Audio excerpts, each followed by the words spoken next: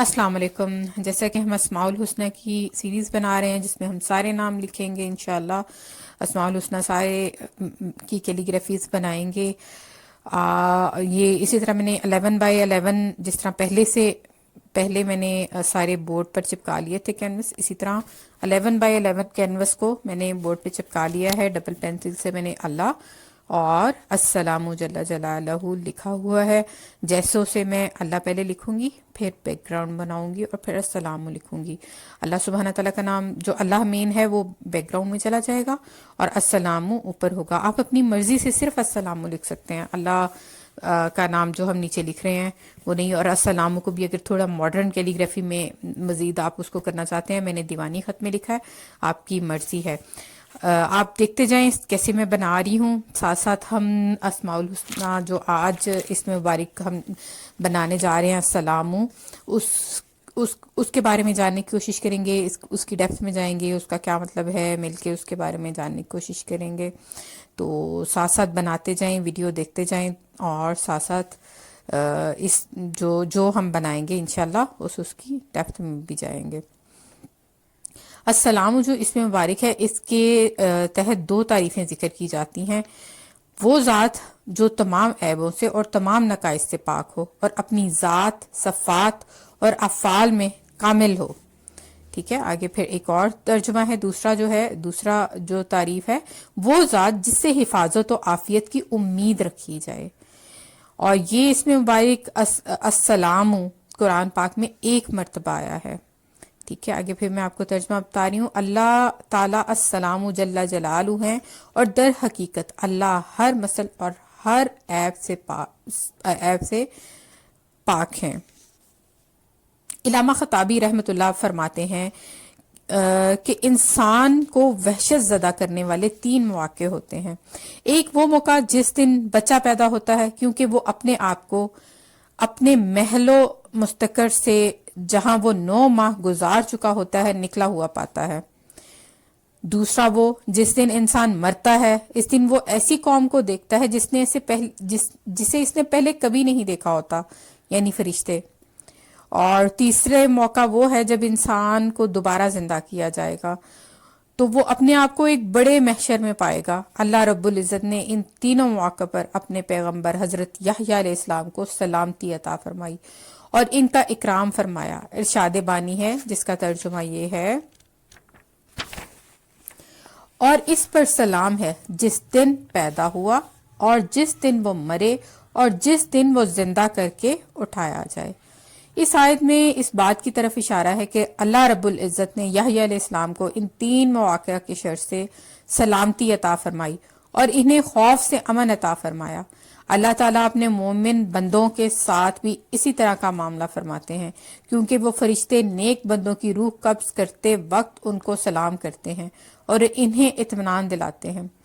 اللہ تعالیٰ کا ارشاد ہے جس کا ترجمہ یہ ہے، وہ جن کی جانیں فرشتے اس حال میں قبض کرتے ہیں کہ وہ پاک صاف ہوں، کہتے ہیں کہ تمہارے لیے سلامتی ہی سلامتی ہے، جاؤ جنت میں اپنے ان اعمال کے بدلے جو تم کیا کرتے تھے.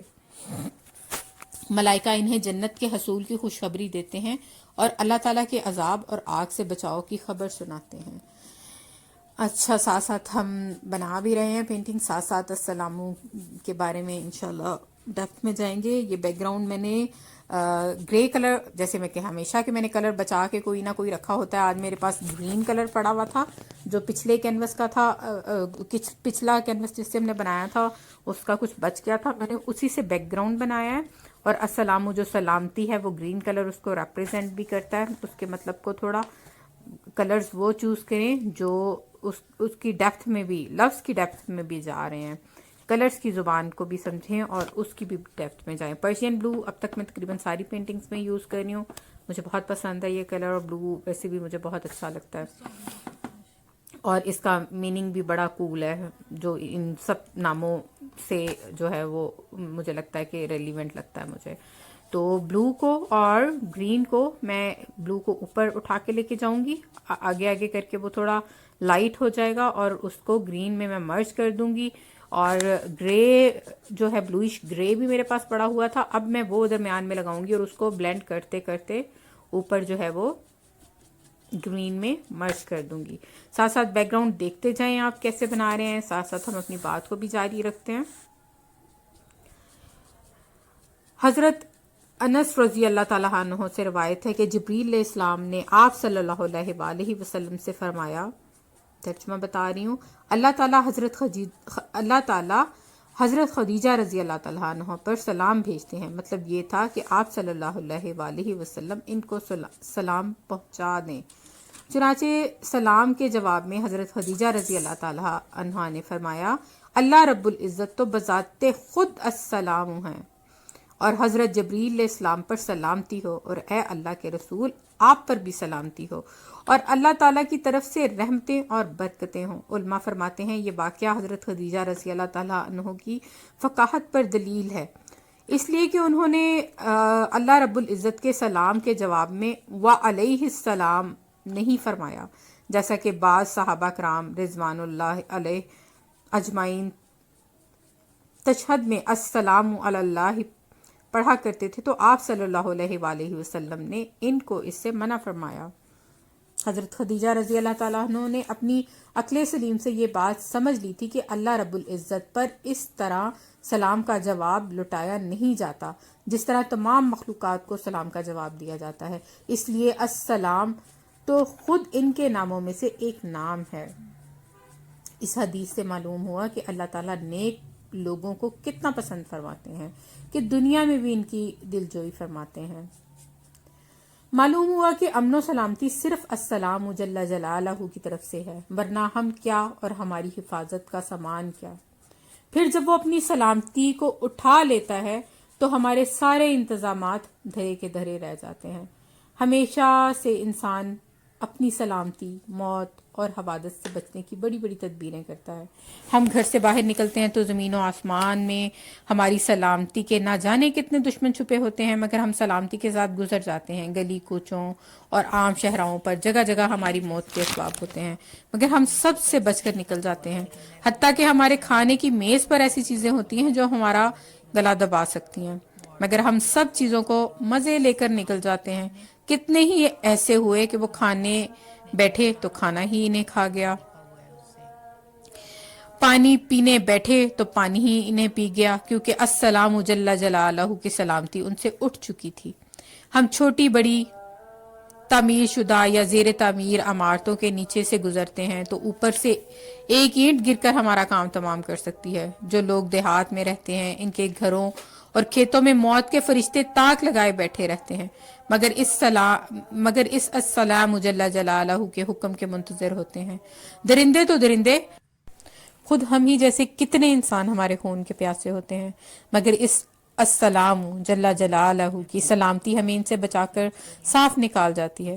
یعنی ہم یہ یقین رکھیں کہ بس اس سلامتی والے کا کرم اور حفاظت ہی ہمیں بچا کر رکھتی ہے, اور ہماری موت اور ہلاکت کے ظاہری اسباب اور نقشے دان پیستے رہ جاتے ہیں. اور اس دور میں تو بجلی جگہ جگہ موت کے ایجنٹ بنی بیٹھی رہتی ہے. اب تو قسم قسم کی گیس جو ہمارے ہر وقت کے خادم ہے, یہی دام اجل بھی ہیں, مگر ہم سلامت رہتے ہیں. بس یہ امن و سلامتی اسی السلام جل جلالہ کی طرف سے ہے. حق تعالیٰ کی طرف سے جس کے ساتھ امداد نہ ہو تو وہ گھر قیامت تک آباد نہیں ہو سکتے. ہنستے بستے گھر منٹوں میں برباد ہو جاتے ہیں. اسی لیے اس گھر کی سلامتی اس سے اٹھ جاتی ہے. آگ ہماری خادمہ ہے, اگر یہ سرکشی پر اتر آئے تو سب کچھ جلا کے راکھ کر دے. یہ میں فلورسنٹ ساتھ ساتھ میں بتاتی جاؤں, فلورسنٹ جو ہے فلورسنٹ اورنج جو ہے اس سے میں نے السلام لکھا اور پھر میں نے اس کو مرج کر دیا ہے سارا فنگر سے. وہ افیکٹ دے گا, بڑا مزے کا کول افیکٹ آتا ہے اس سے جب ہم اس کو پھیلا دیتے ہیں کلر کو. کوئی اور کلر آپ لکھنا چاہیں, میرا اس کلر کے پیچھے یہ تھیم ہے کہ یہ مطلب فائر کا جیسے کلر ہے, لیکن السلام ہر چیز کے لیے سلامتی ہے. ٹھیک ہے, تو آپ کوئی بھی کلر جو آپ کو صحیح لگے آپ اس کے اکارڈنگلی آپ چوز کر سکتے ہیں. گولڈ اور یہی فلورسنٹ اورنج جو ہے یہ میں اب مکس کر کے اس سے دوبارہ لکھوں گی، اور ساتھ ساتھ دیکھتے جائیں کہ کیسے بنا رہی ہوں، ساتھ ساتھ ہم اپنی بات کو کنٹینیو کرتے ہیں۔ سبحانہ تعالیٰ نے کتنے جانور بنائے ہیں جو ہماری خدمت میں لگے رہتے ہیں، گھوڑے، ہاتھی، اور کتنے جانور ہیں جو ہر وقت ہماری خدمت میں لگے رہتے ہیں، ذرا سی دیر میں یہ ہمیں مار بھی سکتے ہیں۔ حکایتوں میں جمشید بادشاہ ایران کے بارے میں لکھا ہے کہ ایک مرتبہ بڑا ہی حسین گھوڑا کہیں سے آ کر اس کے قلعے کے دروازے پر کھڑا ہو گیا۔ بادشاہ نے کہا کہ اللہ تعالیٰ نے اسے میری سواری کے لیے بھیجا ہے، لگام لگاؤ اور زین کس دو تاکہ میں اس پر سواری کا لطف اٹھاؤں۔ ہر چند لوگوں نے کوشش کی مگر کوئی بھی اسے لگام نہ لگا سکا، تو بادشاہ نے کہا یقیناً یہ صرف میرے ہی لیے اللہ تعالیٰ نے بھیجا ہے، یہ مجھ سے ہی لگام لگوائے گا۔ تو بادشاہ نے اس کی زین یا زین ہوتا ہے گیس زین کسی لگام لگایا اور خاموش کھڑا رہا۔ جب اس کی دم پر زین کی ڈوری لگانے لگا تو اس نے ایسی لات ماری کہ وہ وہیں گر کے مر گیا۔ جو ہماری سواری کے جانور ہیں یہ ساری دنیا میں ہمیں لیے پھرتے ہیں، ایک لات میں ہمارا کام تمام کر سکتے ہیں۔ اسی طرح چلو یہ تو ہے جانوروں کی بات ہے، بائک کو لے لیں، گاڑیوں کو لے لیں، ہوائی جہاز لے لیں، کیسے ہم ایک جگہ سے دوسری جگہ پہنچاتے ہیں، لیکن جب موت آئی ہوتی ہے، سلامتی اٹھ جاتی ہے تو پتہ بھی نہیں چلتا جانے کا۔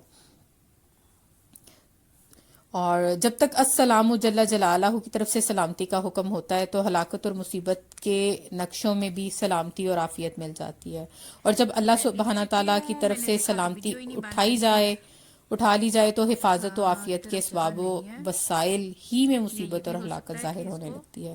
اس لیے اللہ سبحانہ تعالیٰ سے ہر وقت سلامتی مانگیں۔ ایک اور واقعہ سناتی ہوں آپ کو۔ ایک باز ایک چھوٹے پرندے کا شکار کے لیے اس کے پیچھے جھپٹتا ہے۔ اس پرندے نے اڑ کر ایک شاخ پر پناہ لی، باز بھی ایک قریبی اوپر کی شاخ پر اس کے انتظار میں بیٹھ گیا۔ اتنے میں چھوٹے پرندے کی نظر پڑی کہ ایک شکاری اس کا نشانہ لے رہا ہے۔ اس نے دو موتوں کے درمیان اسی السلام جل جلالہ سے سلامتی طلب کی۔ اللہ تعالیٰ کی شان، ایک موذی جانور نے درخت کی جڑ سے نکل کر اس شکاری کے پاؤں پر ڈنگ مارا، جس سے اس کا نشانہ خطا ہو کر پرندے کی بجائے باز کو لگا اور وہ وہیں ڈھیر ہو گیا اور شکاری بھی گر گیا۔ معلوم ہوا کہ السلام جل جلالہ جب کسی کو سلامتی دینا چاہتے ہیں تو موتوں اور ہلاکتوں کے نقشوں کے درمیان بھی سلامتی عطا فرماتے ہیں۔ اگر وہی سلامتی کا ارادہ نہ فرمائے تو ظاہری سلامتی اور حفاظت کے سارے نقشے دھرے کے دھرے رہ جاتے ہیں۔ اچھا، وائٹ کلر سے میں اب اس کا ترجمہ لکھ رہی ہوں، اور وہی ہم شارٹ ترجمہ ہی لکھ سکتے ہیں، زیادہ ڈیٹیل میں تو نہیں لکھ سکتے۔ تو میں نے اس میں یہی لکھا ہے کہ وہ ذات جو تمام عیبوں اور تمام نقائص سے پاک ہو اور اپنی ذات اور صفات اور افعال میں کامل ہو۔ آپ دوسرا ترجمہ بھی لکھ سکتے ہیں کہ وہ ذات جس سے حفاظت و عافیت کی امید رکھی جائے۔ میں ابھی صرف ایک ہی لکھ رہی ہوں، شاید نیچے دوسرا بعد میں ایڈجسٹ کر دوں، ابھی میں ایک ہی لکھ رہی ہوں، اور وائٹ کلر سے لکھ رہی ہوں۔ آپ گولڈ سے لکھ لیں یا کسی اور کلر سے آپ لکھنا چاہ رہے ہیں تو it's up to you. Gold زیادہ خوبصورت لگے گا اگر یہی کمبینیشن کر رہے ہیں آپ، یا وائٹ اچھا لگے گا۔ میرا اس ٹائم مجھے وائٹ اچھا لگ رہا تھا۔ آپ اسی وائٹ کو مرج کر کے پھر اس کے بیچ میں بھی وائٹ لکھ سکتے ہیں، وہ بھی بڑا خوبصورت لگے گا۔ اچھا، ہم السلام جل جلالہ کے بارے میں بات کر رہے تھے۔ دنیا میں ایسے کتنے واقعات ہوئے کہ دشمنوں نے جان بچائی، سانپ نے حفاظت کی، اور درندوں نے انسانی بچوں کو پالا۔ بھیڑیا اپنے پیٹ بھرنے کے لیے انسان کے بچے کو اٹھا کر لے گیا مگر اسے کھا نہ سکا، کیونکہ اللہ سبحانہ تعالیٰ نے السلام جل جلالہ نے اس کے دل میں رحم ڈال دیا اور اس کی حفاظت کا وہی محافظ بن گیا۔ فرعون جو بنی اسرائیل کے بچوں کا دشمن تھا، حضرت موسیٰ علیہ السلام کا مربی بن گیا۔ حضرت موسیٰ علیہ السلام کا جو اس کی تباہی کا باعث ہوئے، اور جب اس نے دیکھ لیا کہ موسیٰ علیہ السلام میرے دشمن ہیں تو انہیں مار ڈالنا چاہا، مگر ان کا بال بھی کا نہ کر سکا، اس لیے کہ وہ السلام جل جلالہ ان کی حفاظت کر رہا تھا۔ تو اتنی طاقت اور مرتبہ ہونے کے باوجود وہ ان کے کچھ بھی نہیں بگاڑ سکا۔ ایک اور واقعہ سناتی ہوں آپ کو کہ حضرت عمر بن العاص فاتح مصر کو قتل کرنے کے لیے ایک خارجی تلوار لے کر ان کے دروازے پر صبح صبح کھڑا ہو گیا کہ نماز فجر سے نکلیں گے تو قتل کر دوں گا، مگر اللہ تعالیٰ کو انہیں سالم رکھنا تھا۔ اس رات آپ کو اس حال لگ گئے اور آپ نماز فجر کے لیے مسجد میں نہ جا سکے۔ ان کا محافظ خارجہ نماز کے لیے نکلا تو خارجی نے یہ خیال کر کے کہ یہی عمرو بن العاص ہیں، اسے قتل کر دیا۔ خارجی کو گرفتاری کے بعد پتہ چلا کہ اس نے عمرو بن العاص رضی اللہ تعالیٰ عنہ کو نہیں بلکہ خارجہ کو قتل کیا ہے، تو کہنے لگا میں تو عمرو کو قتل کرنا چاہا تھا مگر اللہ تعالیٰ نے خارجہ کو مارنا چاہا۔ دیکھو دشمن بھی مارنا چاہتا ہے تو نہیں مار سکتا، اور جس سے اس کی حفاظت اڑ جاتی ہے وہ بلا ارادہ قاتل مارا جاتا ہے۔ معلوم ہوا سلامتی اسی السلام جل جلالہ کی طرف سے ہے، اور اسباب و وسائل طفل تسلیاں ہیں اور بس۔ ایک اور واقعہ آپ کو سناتے ہیں۔ امیر مہدی کے عہد خلافت میں ایک مرتبہ سخت قحط پڑ گیا۔ ہر چند کے امیر نے خزانے کا منہ فی سبیل اللہ کھول دیا اور غلے کے انبار عام کر دیے، لیکن قحط کی مصیبت کم نہ ہوئی۔ اس سبب سے امیر کو خلقت کی یہ حالت دیکھ کر اپنی جانشینی بھی تلخ معلوم ہوئی۔ نہ پیٹ بھر کر کھانا کھاتا، نہ چین سے بچھونے پر سوتا۔ ایک روز بستر پر حیرت و حسرت زدہ لیٹا ہوا تھا، خادم پاس بیٹھا ہوا تھا۔ فرمایا کوئی کہانی کہہ کے دل بہلے اور کچھ غم غلط ہو۔ خادم نے کہا غلام کی کہانی بادشاہ کی سماعت کے کب لائق ہے؟ فرمایا مزائقہ نہیں، جیسے تجھے یاد ہو بیان کر۔ خادم نے کہا ہند کی سرزمین کے کسی بیاباں میں ایک شیر رہا کرتا تھا اور سب درندے جنگل کے اس کی خدمت میں حاضر رہتے تھے۔ ایک دن لومڑی نے شیر سے کہا تو ہمارا بادشاہ ہے، اگر ہم تیری رعیت بادشاہ پر رعیت کی رعایت بہر صورت واجب و لازم ہے۔ اب مجھے ایک ضروری سفر درپیش ہے، بغیر جانے کے نہیں بن پڑتی۔ مشکل یہ ہے کہ میرا ایک بچہ ہے، میں چاہتی ہوں کہ تیرے سپرد کر دوں تاکہ تو اس کو اپنی پناہ میں رکھے اور کسی دشمن کا چنگل اس تک نہ پہنچ پائے۔ شیر نے یہ بات قبول کی۔ لومڑی اپنا بچہ اس کے حوالے کر کے سفر پر روانہ ہو گئی۔ شیر نے اس بچے کو اپنی پیٹھ پر بٹھا لیا تاکہ کوئی درندہ اسے نقصان نہ پہنچا سکے۔ ناگہاں ایک عقاب اپنا لقمہ تلاش کرتا ہوا اڑتا پھر رہا تھا۔ اس کی نگاہ لومڑی کے بچے پر پڑی اور شیر کی پیٹھ پر سے جھپٹا مار کر بچے کو لے اڑا۔ جب لومڑی سفر سے واپس آئی تو بچے کو نہ دیکھ کر شیر سے بولی کیا تم نے یہ عہد نہیں کیا تھا کہ میں تیرے بچے کی حفاظت ضرور کروں گا؟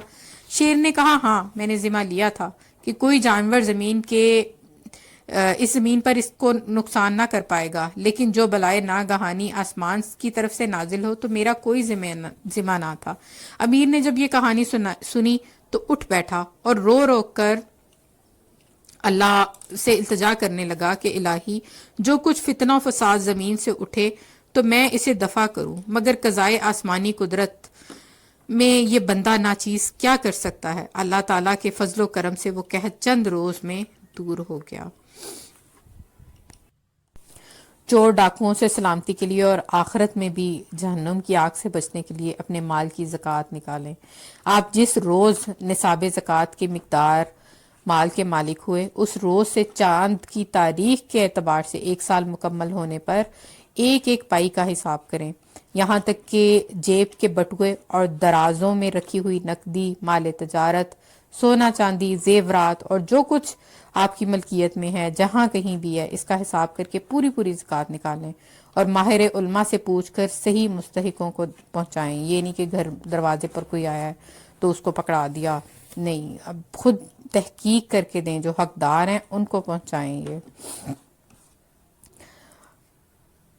اذان کے بعد کاروبار جاری نہ رکھیں بلکہ فوراً مسجد کی طرف جائیں، اور والدین کے انتقال کے بعد اور بہن بھائیوں کا حق ان کو دے دیں۔ ادھار پر جو مال خریدا ہے پیسے آتے ہی فوراً وہ واپس کریں۔ جھوٹ اور دھوکہ دے کے کوئی کاروبار نہ کریں۔ اپنے جسم کی سلامتی کے لیے ہر فرض نماز کے بعد آیت الکرسی اور کل اعوذ برب الفلق اور کل اعوذ برب الناس اور ان 2 سورتوں کو ضرور پڑھیں اور اپنے جسم پر دم بھی کریں۔ فجر اور مغرب کے بعد 100 مرتبہ یا کم از کم 10 مرتبہ چوتھا کلمہ ضرور پڑھیں۔ حضرت مفتی ولی حسن صاحب رحمۃ اللہ فرماتے تھے کہ کل اعوذ برب الفلق اور کل اعوذ برب الناس قرآن کریم کی بالکل آخری دو صورتیں ہیں، اور ان کو آخر میں لانے کا ایک لطیف اشارہ یہ بھی ہو سکتا ہے کہ ان دو صورتوں کی مسلمانوں کو آخری زمانے میں یعنی کرب قیامت کے دور میں چونکہ وہ زمانہ فتنوں سے بھرا ہوگا تو زیادہ ضرورت پڑے گی، لہٰذا ہم سب کو چاہیے کہ اس زمانے میں خصوصاً ان دو صورتوں کو کثرت سے پڑھنے کا معمول بنا لیں، اور اولاد کی سلامتی کے لیے صدقے کا کثرت سے اہتمام کریں۔ گھر میں ایک باکس بنا لیں یا پھر ایک تھیلی بنا لیں جس پر صدقہ لکھیں، اور جب بھی کوئی تنخواہ ملے یا کسی قسم کی بھی آمدنی ہو تو اس کا 10واں 20واں یا 50واں جتنا حصہ اس کا اس میں رکھنا چاہتے ہیں اس میں رکھیں، اور آپ یہ جو سیونگ باکس ہوگا یہ آپ کو یاد دلاتا رہے گا کہ خرچ کرنا ہے اس کو اور ڈھونڈیں مستحق اس کے لیے، اور بچا بچا کے چیزیں نہ رکھیں۔ کچھ عرصے بعد اپنے سویٹرز کپڑے جن کی کبھی ضرورت نہیں پڑتی سال ہا سال بعد بھی ان کو صدقہ کر دیں، ان کو نہ رکھیں، نئے کپڑے بنائیں تو پرانے نکال دیں۔ نمازوں کی پابندی رکھیں، کوشش کریں کہ نوافل اور سنتیں پڑھتے رہیں، اور اس بات کی بھی کوشش کریں جہاں بھی آپ کا گھر ہے آفس ہے اور آپ وہاں برکت چاہتے ہیں تو وہاں نوافل اور اذکار کرتے رہیں، جب موقع ملے 2-4 نفل پڑھ لیں، اور گناہوں والی ہر قسم کی چیز جیسے جاندار کی تصویر بنانا، مجسمے بنانا، فلمیں دیکھنا، گانے سننا، آج کے دور میں یہ چیزیں ہیں تو بہت مشکل، لیکن یہ ہے کہ کوشش کریں کہ ان سے بچیں، جتنا کم ہو سکتا ہے اتنا کریں اس کو، اور گھر سے نکلتے وقت جو ہے وہ سلامتی کی دعا مانگیں، اور جو ہر طرح کی صبح و شام کی دعائیں ہیں وہ پڑھیں، باتھ روم جانے کی دعا، باتھ روم سے باہر آنے کی دعا، اس سے پھر یہ ہے کہ ہر وقت آپ کو احساس رہے گا کہ اللہ ہمارے ساتھ ہے، اور اللہ کو یاد بھی کرتے رہیں گے، ذکر بھی ہوتا رہتا ہے اس سے، اور جو ہے جتنی بھی آپ میں طاقت ہے کچھ نہ کچھ صدقہ کرتے رہیں، صدقہ ہر آنے والی بلا کو ٹالتا ہے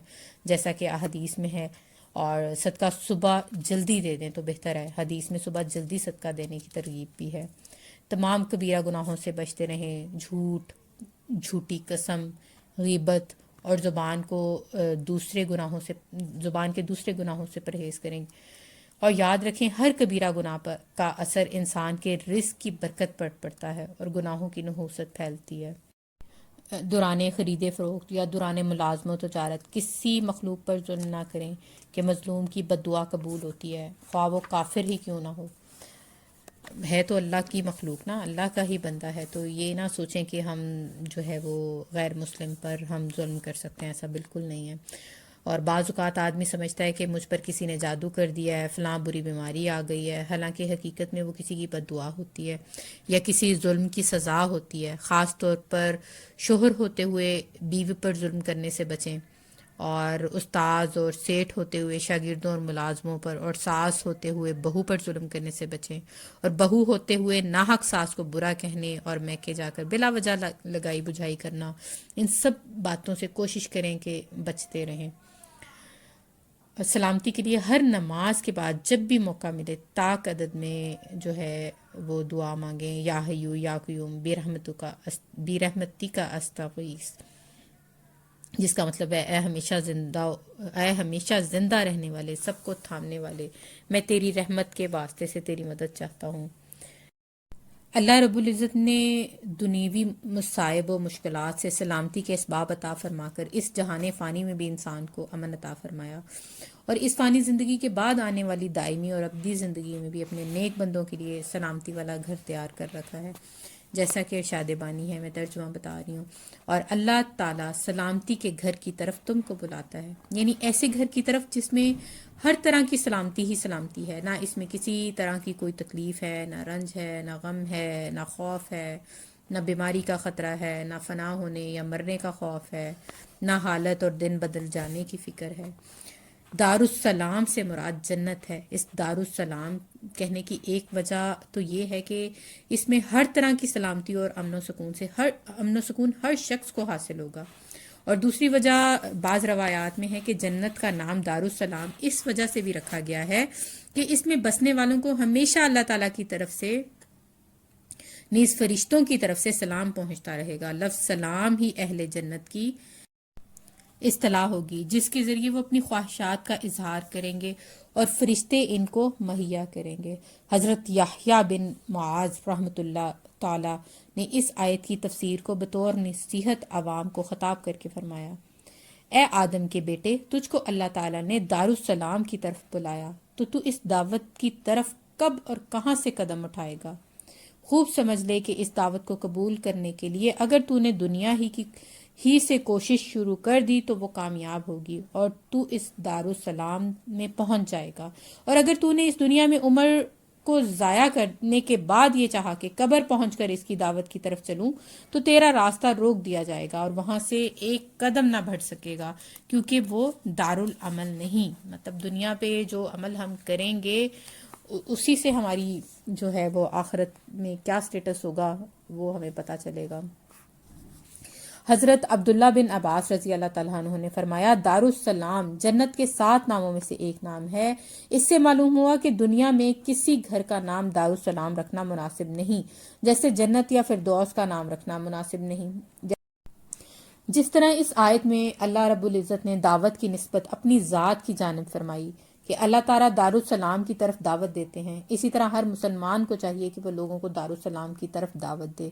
دعوت اتنا مبارک عمل ہے کہ خود اللہ تعالیٰ نے یہ عمل فرماتے ہیں۔ نیز ایک بات یہ بھی ہے کہ سلامتی کی طرف وہی بلاتا ہے جو شفیق ہوتا ہے اور دوسروں کی بھلائی چاہتا ہے، اور ظاہر ہے اللہ رب العزت سے بڑھ کر کون شفیق اور مہربان ہو سکتا ہے۔ لہٰذا جب اپنی سلامتی کے راستے کی طرف دعوت دے گا تو یہ عمل انسان کے جذبہ شفقت اور مہربانی کے تحت ہوگا، اور اس عمل سے یہ جذبہ ابھرے گا، اور اس عمل کو لوگوں کے خلاف طبیعت باتیں بھی برداشت کرنی پڑیں گی، اپنی طبیعت کے خلاف آپ کو لوگوں کی باتیں بھی برداشت کرنی پڑیں گی، صبر سے کام لینا پڑے گا۔ اللہ تعالیٰ اس صبر کا بڑا اجر عطا فرمائیں گے اور ہدایت کے فیصلے جاری فرمائیں گے۔ ان سب باتوں سے ہمیں پتہ چلتا ہے کہ جنت کا نام دارالسلام رکھنے کی ایک وجہ جنت میں اہل جنت کا تقیہ کلام تحیاتم و سلام ہونا ہے۔ اس سے سلام کی اہمیت بھی معلوم ہوتی ہے، لہٰذا ہمیں سلام کا کثرت سے اہتمام کرنا چاہیے۔ احادیث میں بھی اس کی بہت فضیلت بتائی گئی ہے۔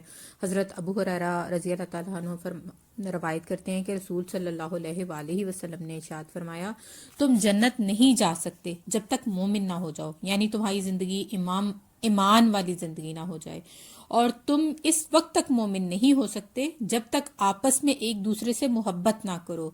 کیا میں تمہیں وہ عمل نہ بتا دوں جس کے کرنے سے تمہارے درمیان محبت پیدا ہو جائے، اور وہ ہے سلام کو آپس میں خوب پھیلاؤ۔ حضرت ابو درداء رضی اللہ تعالیٰ عنہ سے روایت ہے کہ رسول صلی اللہ علیہ وآلہ وسلم نے ارشاد فرمایا، سلام کو خوب پھیلاؤ تاکہ تم بلند ہو جاؤ۔ حضرت ابن مسعود رضی اللہ تعالیٰ عنہ روایت کرتے ہیں کہ رسول صلی اللہ علیہ وآلہ وسلم نے ارشاد فرمایا، علامات قیامت میں سے ایک علامت یہ ہے کہ ایک شخص دوسرے شخص کو صرف جان پہچان کی بنیاد پر سلام کرے، نہ کہ مسلمان ہونے پر۔ مطلب یہ کتنی خوفناک بات ہے۔ ہم سب اب دیکھیں کہ کب ایسا ہوتا ہے کہ چلتے پھرتے یا کسی پارک میں گئے ہیں تو کسی کو ہم سلام کریں، مطلب ہم صرف جان پہچان والے لوگوں کو ہی سلام کرتے ہیں۔ اچھا، حضرت ابو امامہ رضی اللہ تعالیٰ عنہ روایت کرتے ہیں کہ رسول صلی اللہ علیہ وآلہ وسلم نے ارشاد فرمایا، لوگوں میں اللہ تعالیٰ کا قرب کے زیادہ مستحق وہ ہے جو سلام کرنے میں پہل کرے۔ حضرت عبداللہ رضی اللہ تعالیٰ عنہ سے روایت ہے کہ نبی کریم صلی اللہ علیہ وسلم نے ارشاد فرمایا، سلام میں پہل کرنے والا تکبر سے بری ہے۔ حضرت انس رضی اللہ تعالیٰ عنہ فرماتے ہیں کہ مجھے رسول صلی اللہ علیہ وآلہ وسلم نے ارشاد فرمایا، میرے پیارے بیٹے، جب تم اپنے گھر میں داخل ہو تو گھر والوں کو سلام کرو، یہ تمہارے لیے اور تمہارے گھر والوں کے لیے برکت کا سبب ہوگا۔ ایک اور جگہ روایت ہے کہ جب تم کسی گھر میں داخل ہو تو اس گھر والوں کو سلام کرو، اور جب گھر سے جانے لگو تو گھر والوں کو سلام کے ساتھ رخصت ہو، گھر والوں سے سلام کے ساتھ رخصت ہو۔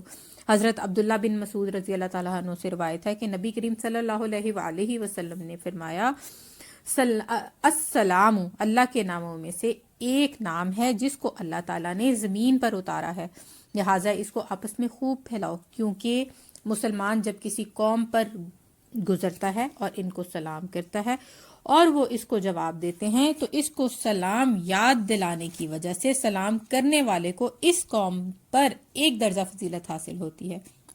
اور اگر وہ جواب نہیں دیتے ہیں تو فرشتے جو انسانوں سے بہتر ہیں اس سلام کا جواب دیتے ہیں۔ سلام پھیلانا اسلام کے بڑے بڑے شعائر میں سے ہے جن میں اکثر لوگ سستی کر جاتے ہیں۔ سلام ان چیزوں میں سے ہے جن پر ہجرت مدینہ کے بعد آپ صلی اللہ علیہ وآلہ وسلم نے سب سے پہلے دعوت دی۔ حضرت عبداللہ بن سلام رضی اللہ تعالیٰ عنہ سے منقول ہے کہ جب آپ صلی اللہ علیہ وآلہ وسلم مدینہ تشریف لائے تو لوگ آپ صلی اللہ علیہ وآلہ وسلم کو دوڑے چلے آئے۔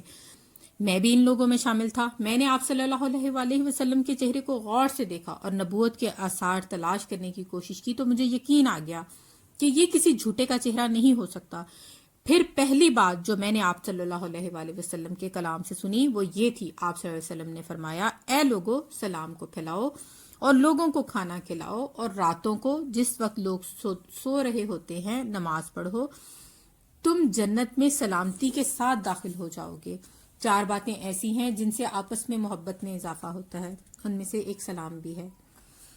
پہلی، جب بھی اپنے مسلمان بھائی سے ملیں تو اسے سلام کریں، مجلس میں اس کے لیے جگہ کشادہ کریں، اسے اس کے محبوب ناموں کے ساتھ پکاریں، اور چوتھی، اس کی غیر موجودگی میں اس کے دوستوں رشتہ داروں کے سامنے اس کی بھلائیاں اور خوبیاں بیان کریں، اس کے عیوب اور کمیوں پر پردہ ڈال کر اس کی اصلاح کے لیے دعا کریں۔ اور اگر ہم سب چاہتے